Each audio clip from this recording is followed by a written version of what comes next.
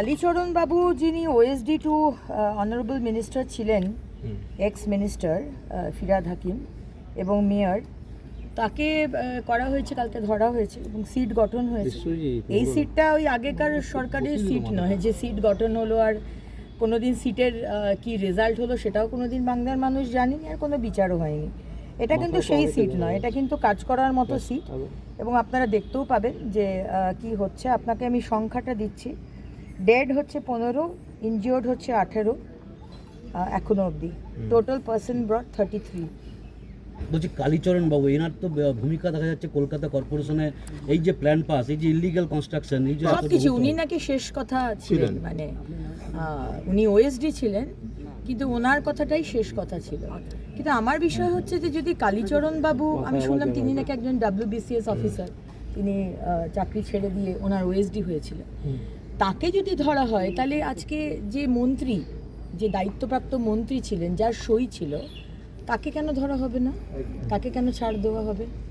একই কথা কুণাল ঘোষ বলেছেন। যারা রয়েছে সে যেই হন না কেন, আপনি ছাড়া তো আপনাকে হবে। কালীচরণ বাবু নিজের এখতিয়ারে তো এত বড় ইয়ে করতে পারবেন না, সেটা আমার দেখার দরকার, সেটা তো তদন্ত হবে, তদন্ত দেখবে তার কি পার্সপেক্টিভ ছিল। কিন্তু বিষয়টা হচ্ছে যার সই ছিল মিস্টার ফিরহাদ হাকিম, আপনি কেন কি করে, আপনি পার পাবেন কি করে, বা আপনাকে ছাড়া হবে কেন? এটা কিন্তু বাংলার মানুষের প্রশ্ন। আপনাকে কিন্তু ছাড়া হবে না, বিকজ আমাদের সম্মানীয় মুখ্যমন্ত্রী শুভেন্দু অধিকারী বাবু বারবার এটা বলেছেন যে অ্যাকাউন্টেবিলিটি, এই সরকার এবং মাননীয় প্রধানমন্ত্রী নরেন্দ্র মোদীজির সরকার অ্যাকাউন্টেবল টু দ্য পাবলিক। আপনারা আমাদের বসিয়েছেন, আমাদের প্রত্যেকটা অ্যাকশনে we are accountable to the public, এটা আমরা বুঝিয়ে দেব। সুতরাং আমার দপ্তরে যেরকম বলেছি যে জল যদি পড়ে, আজকে বর্ষাকাল, দায়িত্ব নিতে হবে। আপনার আন্ডারে 50টা ল্যাম্পপোস্ট, আপনাকে দায়িত্ব নিতে হবে, সার্টিফিকেট দিতে হবে যে আমি 50টা ল্যাম্পপোস্ট দেখে নিয়েছি, এখানে কিন্তু ইলেকট্রিকিউশন হবে না। আপনার সার্টিফিকেট দেওয়ার পরেও যদি ইলেকট্রিকিউশন হয়, তার দায় আপনার। সুতরাং দায় তো নিতেই হবে। আপনি সই করে দিলেন একটা অত বড় জমিতে, পোর্ট্রাস লিজ দিয়েছে, কিন্তু আপনি সই করে তো স্যাংশন করেছেন, তাহলে আপনার তো দেখা দরকার ছিল যে মনিটরিং করার কথা, যে কোনো কিছু মানা হয়নি, শুধু নাট বল্টু দিয়ে 3 তলার বিরাট স্ট্রাকচার দাঁড় করানো হয়েছে, যেটা বলি ফাউন্ডেশন পাইলিং বলা হয়, সেটাও পাইলিং করা হয়নি।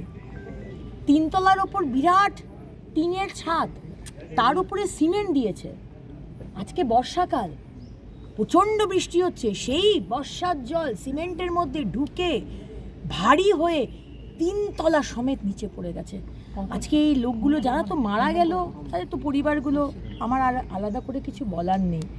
কিন্তু যারা ধরুন মারা যায়নি, যারা ওই 14 ঘন্টা 15 ঘন্টা ওই চাপা পড়ে রয়েছে, আমার বুকের ওপর একটা বিম, আমার পায়ের ওপর একটা বিম, চারিদিকে অন্ধকার, আপনি নিঃশ্বাস নিতে পারছেন, এই যে কষ্টটা, এর দায়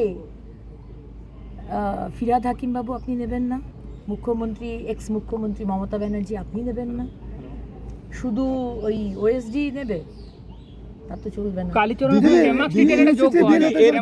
ক্যামাক স্ট্রিটেরও যোগ পাওয়া যাচ্ছে কালীচরণের সাথে। ক্যামাক স্ট্রিটে যার যোগই থাকুক, সে অভিষেক ব্যানার্জি হোক, আইপ্যাকের যে মালিক ছিল সে হোক, পেটে দড়ি বেঁধে নিয়ে আসা উচিত। যারা 15 বছর ধরে বলেছে মোড়ে মোড়ে উন্নয়ন দাঁড়িয়ে, ছাড়া বাংলার মানুষকে কথায় কথায় হুমকি দিয়েছে, ভয় দেখিয়েছে, পকেটে হাত দিয়ে গাড়ির বনেটে দাঁড়িয়ে বলেছে ডিজে বাজবে, ডিজে বাজা কাকে বলে, এবার শুভেন্দু অধিকারীর সরকার দেখে